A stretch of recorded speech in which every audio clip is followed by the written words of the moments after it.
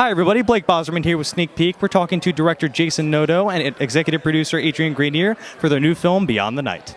Take us through the idea behind this film. Like, how did this first come about? I've always been fascinated with reincarnation and afterlife and things of that nature.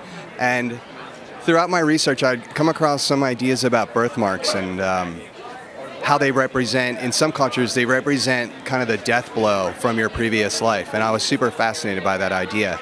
And on the other side of that, I grew up going to a small coal miners town in Pennsylvania. And I always recognized how truth wasn't really relevant in these small towns. It was just kind of what everyone thought, you know? So I thought bringing these two ideas together would be, kind of perfect. So it matched up really well. Can you take us through what drew you to this project?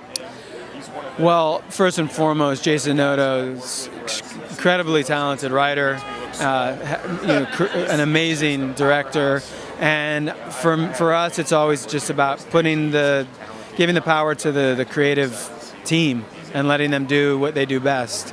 And then the story is an awesome one, has a lot of commercial appeal, so we wanted to do something that was not only interesting and creatively satisfying, but also something that we think would appeal to a larger audience. Did anything surprise you when it came to filming this? I didn't take into consideration how challenging it was going to be to shoot with a 6-year-old for 18 days. So that was a little tough. But you know what? He was a pro. He was a star. So I was really happy with the outcome. Yeah. Glad to hear that. So I know you mentioned like the small town life was a big part of it. So I know you mentioned that you had a lot of small town experiences. Did you allow the cast to kind of integrate any of their small town experiences as well? I tried. Anytime I cast, I always try to cast people who have some background in their personal life to the characters.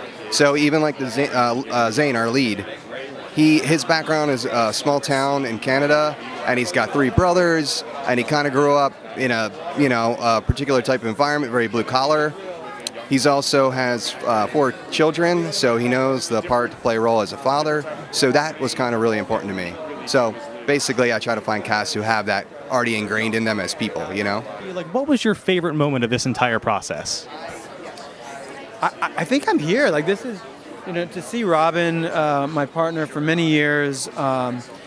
We've made so many movies together, most of them documentaries.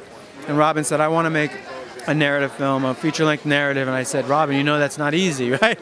Not that any movie's easy, but she said, I want to do it. And I think I can do it. And I said, I gave her all the confidence. And so to see her, I'll just tell you right now, I did very little. She did all the work. So I can't really take too much credit. But what I can do is just enjoy watching her, bask in the glory. How do you think people are going to feel about this film? What do you hope they feel when they walk out of the theater? You know what? I hope that I can get them to think about life and death a little bit more in maybe a more spiritual sense. Not such a fear-based idea about death. Yeah. Interesting. Maybe to appreciate life.